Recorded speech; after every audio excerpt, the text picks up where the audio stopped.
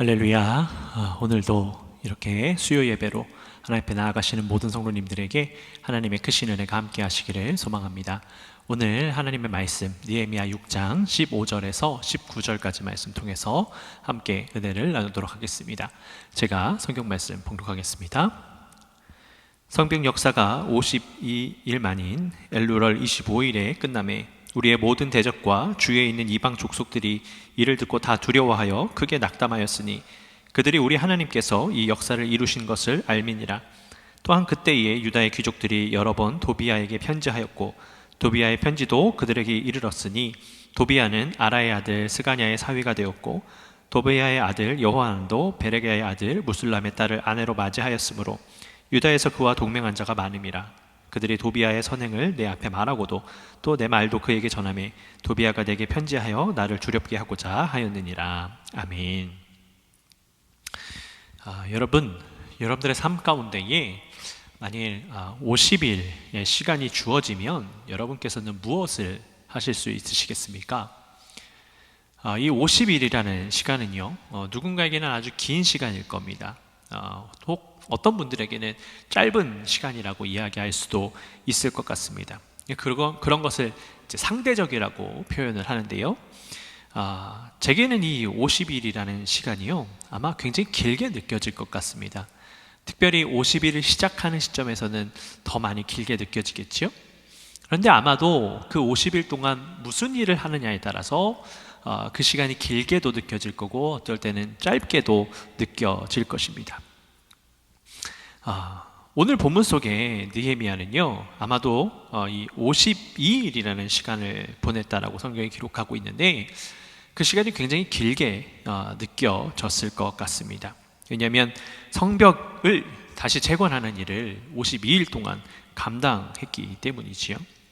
그러나 그 모든 일을 다 감당하고 나서 이 느헤미야서를 기록하는 그때에는 그 52일이라는 시간이 정말 아주 짧은 순간처럼 추억거리로 남았을 것 같습니다. 그래서 이 느헤미야가 모든 일을 마친 이후에 이 말씀을 기록할 때에 이 성벽 공사에 대해서 마무리를 이 단 한 절의 말씀으로 표현하고 있는 것 같습니다. 여러분, 이 성벽 공사가 마무리되는 그 날에요, 이 이스라엘 백성들이 얼마나 큰 환호성과 그 기쁨을 그들이 표현했겠습니까? 이 52일이라는 시간이 그냥 단순하게 이들이 성벽을 재건하는 일에만 집중을 할 수 있었다면 모르겠지만 그 순간순간 많은 고난과 고초가 있었던 것이 사실입니다. 그러나 그 시간들이 지나고 나자 그 모든 순간은 그저 추억거리가 되었던 것이고요, 그들의 소소한 이야기거리가 되면서 이 52일이라는 긴 시간, 너무나도 힘들고 어려웠던 그 순간들은 아주 짧은 순간으로 변화됐을 겁니다. 이렇게 시간은 상대적이기 때문에 전혀 이루어질 것 같지 않았던 그 시간들은 단 한순간들을 통하여서 이미 이루어진 과거의 시간으로 변화되게 되는 것입니다. 여러분, 그렇기 때문에 우리가 이 하루를 굉장히 잘 살아가야 하는 것입니다. 특별히 우리가 말씀을 통해서 이 느헤미야의 심정을 잘 헤아려 봐야 될 것 같습니다. 그는요, 왕의 최측근이었던 궁전의 술 관원으로 살아갔습니다. 그러니까 나름 평안하게 살아갈 수 있는 사람이었을 겁니다. 높은 지위가 있었고요, 또 그것으로 인해서 많은 물질을 가지면서 나름 평안하게 잘 살아갈 수 있었는데, 그가 있는 그곳에서 자신의 동포들의 모습을 보면서 아마 하나님께서 주신 부담감으로 그렇게 하루하루를 살아갈 수밖에 없었던 것 같습니다. 그리고 그는 그 하루하루를 눈물로 기도하면서 보냈습니다. 그래서 결국 하나님께서 예비하신 그 시간의 흐름에 따라서 이 유다 백성들을 다스리는 총리가 될 수 있었고, 그는 성벽 재건 사업에 뛰어들 수 있었던 것입니다. 여러분, 그가 하나님께서 그에게 베풀어 주신 은혜를 통해서, 하나님께서 알려주신 것을 통해서 그가 성벽 재건을 시작하기는 했지만 그 시작부터 아주 많은 어려움들이 존재했습니다. 특별히 그의 앞을 가로막았었던 도비아와 산발락과 게셈과 같은 사람들이 계속해서 이 유다 백성들이 변화되는 것을 막고 있었습니다. 그렇기 때문에 이 느헤미야에게 있어서 이 52일이라는 그 시간은 그 순간순간이 너무 멀고 길고 또 험하게 느껴졌을 것입니다. 그러나 우리가 계속해서 이 느헤미야 말씀을 보면서 깨달은 것처럼 이 느헤미야는 계속해서 하나님의 손길을 구했습니다. 우리가 지금까지 함께 보았었던 이 느헤미야의 말씀 속에서 보여지는 그 느헤미야의 행동은요, 하나님의 뜻을 구하지 않는 것이 단 하나라도 없었습니다. 그는 계속해서 하나님의 뜻을 구했습니다. 맨 처음 그가 술관원으로서 동포들이 포로로 잡혀오는 그 모습 속에서 그는 그들을 바라보면서 눈물을 흘리고 옷을 찢으며 기도할 때도 하나님의 뜻을 구하고 있었습니다. 그가 가지고 있는 정치적인 능력이라든지 혹은 그가 가지고 있는 물질이라든지 그런 것을 사용하지 아니하고 오직 하나님께서 일하실 것을 기대했습니다. 그리고 그 후에 자기에게 주어진 그 사명을 감당할 때에도 자기의 능력으로 하는 것이 아니라 그 앞길을 막아서는 사람들에게 군대를 동원한다든지 혹은 정치적인 능력을 통해서 그들을 없애버리는 것이 아니라 매 순간마다 하나님의 뜻을 구하면서 하나님께서 일하시기를 구하고 있었습니다. 그러니 그가 보냈던 그 52일이라는 시간이 얼마나 많이 힘들었겠습니까? 그러나 그 순간은 힘들었을지언정 그가 시간을 흐르고 나니까 이 힘들고 어려운 시간들, 내가 하나님 앞에 기도했었던 그 모든 시간들이 하나님께서 다 일하고 계셨고 하나님께서 내 기도에 응답하여 주고 계셨구나라는 것을 깨닫는 아주 행복한 그리고 또한 즐거운 시간이 아니었겠습니까? 여러분, 이 성경에서 우리에게 이 성벽 재건이 52일 만에 이루어졌다라고 기록을 합니다. 그러니까 우리는 그냥 그런가 보다 하고 지나갈 수 있는데요, 현재의 거리로 표현해 보자면 이 성전은요 무려 4km가 되는 그러한 거리였습니다. 근데 여러분 아시겠지만 성벽입니다. 그냥 한 줄을 이어나가는 4km를 이어나가는 것이 아니고요, 사람 키보다 훨씬 높은 그 성벽을 재건하는 겁니다. 그 긴 성벽을 재건하는 것을 단 52일 만에 한다라는 것은 여러분 정말 거의 불가능한 일에 가까운 겁니다. 아주 너무 대단한 일을 했던 것이지요. 그러니 이 성벽이 완공되었을 때에 이 느헤미야가 얼마나 행복했겠습니까? 그에게 주어진 그 마음은 너무나도 행복하고 즐거운 시간이었을 겁니다. 그 어려운 일을 다 감당한 이후에 주어지는 그 성취감은 이루 말할 수 없을 겁니다. 그러나 한편으로 그가 마무리하고 있는 이 시점에 또 다른 부담감이 그의 삶 가운데에, 그 상황 속 가운데에 이어졌을 것 같습니다. 왜냐하면 그 느헤미야는요, 이 성벽 재건을 마무리한 것으로 이 느헤미야서를 마무리하고 있지 않기 때문입니다. 만일 느헤미야가 성벽이 다 재건이 되었다라는 것으로 이 느헤미야서가 끝이 났다라면 무언가 다를 겁니다. 그러나 그는 그렇게 마무리를 하지 않았습니다. 저는 이 말씀을 묵상하면서 제가 목사 안수를 받을 때가 생각이 났습니다. 제가 목회자가 되기를 결심을 하고 신학교에 들어간 것이 1999년도입니다. 그때 이제 신입생이 되어서 그때도 이제 내가 대학생이 되었구나, 내가 신학생이 되었구나 라고 생각을 하고서 신학교에서 이것저것 참 많은 것들을 배웠고요, 동기들과 함께 기도도 하고 찬양을 하면서 시작을 했었습니다. 근데 유독 이제 신학교는 목회자 과정이기 때문에 선후배 관계가 많이 돈독합니다. 한 선배님께서, 많은 선배님들께서 제게 말씀해 주시기를 이 길이 정말 쉬운 길이 아니다, 그 길이 멀고도 험하다라고 말씀을 해주셨습니다. 근데 처음 신학교에 들어갔을 때 뭘 아나요? 그냥 대학교에 들어왔다는 것, 그리고 내가 하고 싶은 공부를 할 수 있다는 것이 마냥 즐거웠기 때문에 그냥 그 시간들을 즐겁게 보냈었고 교회에서도 열심히 봉사를 했습니다. 그런데요, 정말 이 목사 안수를 받는 길이 정말 험했습니다. 제가 목사 안수를 받은 것이요, 신학교에 들어가고 나서 무려 15년이 걸렸습니다. 기본적으로 한국에서는 대학교를 나와야 되고 또 이제 대학원을 마쳐야 됩니다. 또 이 감리교단은 전임 사역을 해야 합니다. 3년이라는 그 서리 과정을 걸쳐야 했습니다. 매년 또 시험을 봐야 했고요. 그리고 시험을 보는 것뿐만 아니라 그 디스트릭 안에서 이 선배 목사님을 만나고 멘토링을 하고 또 논문도 써야 했습니다. 그 여러 가지 과정을 계속해서 거쳐야 하는 것이지요. 그러니까 실질적으로 해야만 하는 과정만 하더라도 그 시간이 무려 9년입니다. 아무것도 놓치지 않냐고 계속 스트레이트로 와도 9년입니다. 근데 저는 군대도 갔다 와야 했고 여러 가지 사정으로 인해서 목사 안수를 받는 데 무려 15년이라는 시간이 걸렸습니다. 제가 그때도 여러 가지 하나님께서 주신 달란트로 인해서 전도사 사역도 굉장히 일찍 시작했어요. 그러니까 이미 제가 대학교에서부터 전도사 사역을 시작하면서 목사 안수를 받을 때까지 그 긴 시간을 전도사로서 생활을 하면서 목사 안수를 받게 됐을 때 여러분 얼마나 감격스러웠겠습니까? 그런데 목사 안수를 받게 되는 그때에 다 이루었다라는 게 아니고요, 이제 또 새로운 시작이 앞을 가로막고 있구나라는 생각이 들었습니다. 그때부터가 또 다른 관문이라는 것을 깨닫게 됐던 것입니다.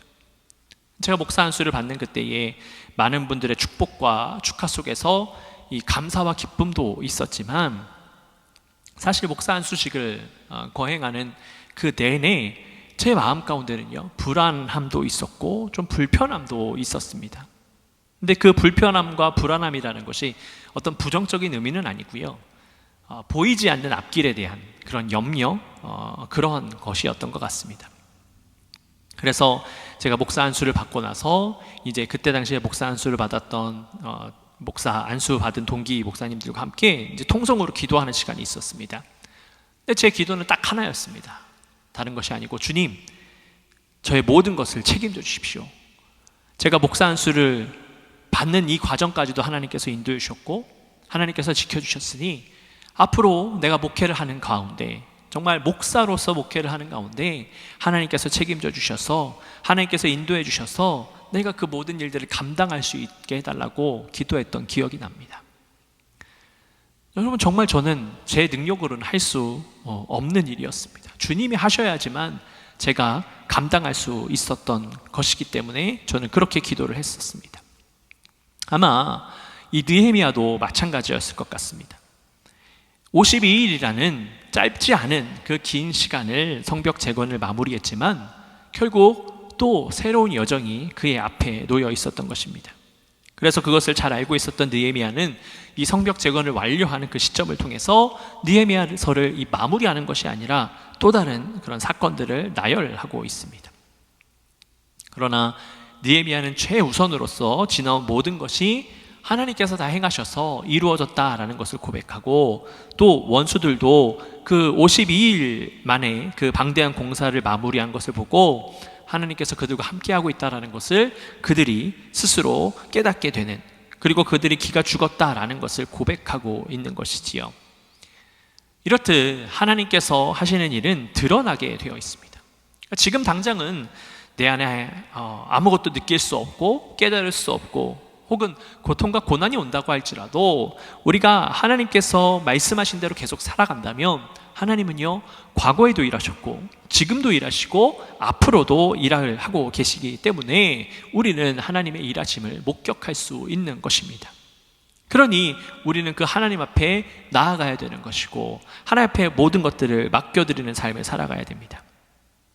우리는 하나님의 주권을 인정해야 됩니다. 하나님께서 우리의 주인 되심을 인정하고 하나님의 손에 이끌림을 받기 위해서 내 능력과 내 마음과 내 뜻으로 하는 것이 아니라 하나님께서 이루시는 그 가운데 나아갈 수 있도록 우리가 순종함으로 나아가야 될 줄로 믿습니다. 여러분, 내가 해서는 안 됩니다.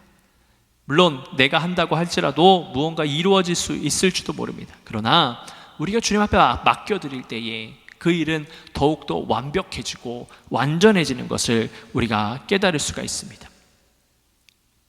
여러분, 그런데 우리가 그렇게 순종함으로 나아간다 할지라도요, 어려움은 분명히 산재해 있습니다. 그 어려움은 분명히 우리의 삶을 엄습해 옵니다. 그때 중요한 것은 내 힘으로 하는 것이 아닙니다. 그때 중요한 것은 더욱 주님 앞에 나아가야 되는 것이죠. 오늘 본문을 또 보니까 이 유다 귀족들이요, 도비야와 엮여 있음을 알려주고 있습니다. 그래서 이 유다의 귀족들이 도비야와 편지를 주고받았는데 이 도비아가 아라의 아들인 스가냐의 사위이고 또 도비아의 아들 여호와나도 베레가의 아들인 무슬람의 딸과 결혼했다라고 기록을 하고 있습니다. 이 스가냐의 이름은 3장 29절에 동문 문지기로서 성벽을 보수하는 인물이었고요. 이 베레가의 아들인 무슬람은 3장 4절에 무세스발의 손자로서 성벽을 재건하는 일을 하는 것을 분명히 성경이 기록을 하고 있습니다. 그러니까 이들은 분명히 성벽을 재건하는 일에 참여하고 있던 인물들입니다. 그런데 그들이 성벽 재건에 동참하고 있었기 때문에 도비아가 어떤 인물인지 분명히 알고 있었을 겁니다. 도비아와 산발락과 게셈은 계속해서 느헤미야 앞길을 막는 이 예루살렘 성벽을 재건하는 일을 방해하는 인물이었습니다. 그런데 그럼에도 불구하고 그들이 결혼이라는 것으로 엮여 있었습니다. 그래서 그들은 오히려 느헤미야 앞에서 이 도비아를 칭찬하고 있습니다. 물론 그들에게 있어서 이 도비아에게 칭찬할 만한 것들을 찾을 수 있었을지도 모르겠지요. 그러나 분명한 것은 도비아가 그만큼 이 예루살렘 이곳에서 그만큼 영향력이 있는 인물이라는 겁니다. 그가 구체적인 성경에 기록이 되어 있지 않기 때문에 물질이 많았는지 혹은 정치적인 능력이 있었는지 알 길은 없지만 어쨌든 유다의 귀족 가문들과 그가 엮여 있었기 때문에 그가 많은 것들을 알 수 있었다라는 것을 깨달을 수가 있습니다. 과거 우리나라가 일제강점기 시대에 많은 귀족들이요 또 부호들이 일본 사람들과 밀접한 관계에 있으면서 그들의 부를 축적해 나가는 것과 마찬가지라고 생각하면 될 것 같습니다. 그런데 그들이 했던 일은 도비아를 칭찬하는 것뿐만 아니라 이 느헤미야가 하는 모든 말들을 도비아에게 전달했다라고 성경은 기록하고 있습니다. 그야말로 내부에 적이 존재했다라는 겁니다. 여러분, 누가 누구의 적이다라는 것은 중요한 것이 아닙니다. 성벽이 재건이 되었지만 여전히 문제가 다가오고 있다는 것을 더 집중해야 합니다. 하나의 일이 마무리되었다고 해서 모든 것이 다 끝난 것이 아닙니다. 여전히 문제는 우리의 삶을 공격합니다. 그리고 그 문제가 아주 우리와 밀접한 상황 속에 놓여 있는 곳에서 일어날 수도 있습니다. 그렇기 때문에 우리는 그 문제를 다시금 하나님 앞에 내어드려야 하는 것입니다. 내가 해결할 수 있을 수도 있습니다. 그러나 앞서도 말씀드렸지만 내가 해결하면 한계가 있을 수밖에 없습니다. 그러나 하나님께서 하시면 모든 것들이 완성되는 줄로 믿습니다. 그러니 완성케 하시는 그 하나님 앞에 우리가 내어드리고 우리는 하나님 앞에 나아가는 일에 최선을 다하면 되는 것입니다. 그리고 우리는 그 일하시는 주님을 경험하기만 하면 되는 것입니다. 여러분, 그것만으로도 은혜입니다. 일이 해결되어지지 않아도요, 하나님께서 우리와 함께 하신다라는 것을 고백할 수 있는 것이 은혜 아니고 무엇이겠습니까? 그 하나님께서 우리의 기도를 들으시고 우리 안에 역사하신다는 것, 그것으로 은혜가 아니고 무엇이겠습니까?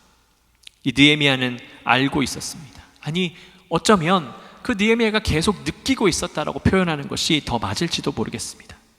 그가 이 유다의 총독이 되어서 예루살렘 성벽을 재건하는 일을 시작하게 되는 그 시점부터 하나님께서 그의 삶에 개입하셔서 모든 일들을, 모든 길을 다 인도하고 계시다라는 것을 느헤미야는 분명히 느끼고 있었습니다. 그렇기 때문에 그에게 또 다른 문제가 온다 할지라도 그는 지금까지 역사하셨던 하나님, 지난 52일 동안 모든 문제 속에서 그를 인도하시고 그를 도우셨던 그 하나님께서 그와 함께 하시다라는 것을 분명히 느끼고 있었을 겁니다. 그러니 그는 그 문제 앞에서도 하나님 앞에 감사하면서 하나님 앞에 맡겨 드릴 수밖에 없었던 것입니다. 우리가 다음 시간에도 함께 보게 되겠지만 느헤미야는요, 특별히 이 상황에 대해서 언급하고 있지 않습니다. 그가 어떻게 그 상황을 이겨냈을지 그냥 묵상함으로 마무리할 수밖에 없는 겁니다. 그러나 그가 다른 일들을 계속해서 진행해 나간다라는 것을 통해서 깨달을 수 있는 것은 그에게 문제가 있었지만 그와 함께하는 유다의 귀족들이, 높은 위치에 있는 사람들이 그를 방해한 인물과 밀접한 관계에 있었지만 그럼에도 불구하고 그 문제는 뒤로 놓고 앞으로 전진해 나아가는 것에 더욱더 집중했다라는 것을 깨달을 수 있는 것이죠. 그래서 그는 유다의 지도자들을 세우는 작업을 시작한 겁니다. 근데 그가 사람들을 세우는데요, 제일 먼저 한 것은 성벽을 재건한 이후에 바로 성전을 문지기 하고요, 노래하는 사람과 레위 사람을 세웠습니다. 성전 문지기는 이제 성전을 지켜야겠죠. 그렇기 때문에 필요했던 것이고, 노래하는 사람과 레위 사람은 무엇은 일을 하는 겁니까? 바로 하나님을 찬양하고 하나님을 예배하는 사람을 먼저 세웠다라는 겁니다. 문제보다 중요한 것, 성벽을 재건했으면, 하나님께서 말씀하신 것을 이루었으면 그 합당하게 뒤따라야 될 것은 바로 하나님을 찬양하고 하나님을 예배하는 것이라는 것을 이 느헤미야는 분명히 깨닫고 있었던 것입니다. 여러분, 그렇습니다. 우리 앞에요, 절대로 문제는 사라지지 않을 겁니다. 당장은 내가 원하는 바가 이루어져서 문제가 잘 해결된 것처럼 보여질지도 모릅니다. 그러나 문제는요, 또다시 우리를 엄습할 겁니다. 우리가 삶을 마치는 그날까지 문제는 찾아올 겁니다. 그때에 우리가 문제에 집중해서 하나님을 예배하지 못하고 좌절해 있는 것이 아니라, 우리가 해야 될 일은 매 순간마다 하나님을 찬양하고 하나님을 예배하는 일에 더욱더 집중할 수 있다면 그 문제는 우리를 쓰러뜨리지 못할 것입니다. 문제에 반응하지 않으니까 그 문제는 우리를 방해할 수 없는 겁니다. 그때에 우리는 하나님을 예배하고 있고 하나님을 찬양하고 있기 때문입니다. 그러나 우리가 문제 때문에 하나님을 예배하는 것을 더디하고 하나님을 찬양하는 일에 소극적인다면 우리는 그 문제로 인해서 넘어질 수밖에 없습니다. 물론 그 문제를 해결할 수 있을지도 모르지요. 그러나 또 다른 문제가 엄습하면서 우리는 넘어질 수밖에 없는 겁니다. 그러니 우리의 삶의 이유와 목적을 분명히 해야 됩니다. 우리가 이 땅 가운데 살아가는 것은 다름이 아니라 주님을 예배하기 위해서, 주님의 말씀을 증거하기 위해서 우리가 이 땅 가운데 살아가는 줄로 믿습니다. 느헤미야는 적대자들의 목적을 잘 알고 있었지만 그에 대항하지 않고 계속해서 해야 될 일을 목적으로 두고 살아갔습니다. 여러분, 우리도 우리의 적대자들의 목적을 잘 알고 우리가 행할 바를 온전히 행해야 할 줄로 믿습니다. 우리가 행해야 될 것은 무엇입니까? 적대자를 물리치는 것이 아닙니다. 주님을 예배하는 것입니다. 주님을 찬양하는 것입니다. 힘들다고 멈춰 있을 것이 아니라, 좌절하고 있을 것이 아니라, 한 가지를 해결해 놨더니 또 다른 문제가 왔다고 하나님 앞에서 막 비방할 것이 아니라, 여러분, 우리는 주님 앞에서 어떠한 순간에도 주님 예배합니다, 어떠한 순간에도 주님 찬양합니다 라고 하면서 나아가는 우리의 삶이 되어야 될 줄로 믿습니다. 여러분, 이 코로나 바이러스가 잠잠할 것 같지만 여전히 기승을 부리고 있습니다.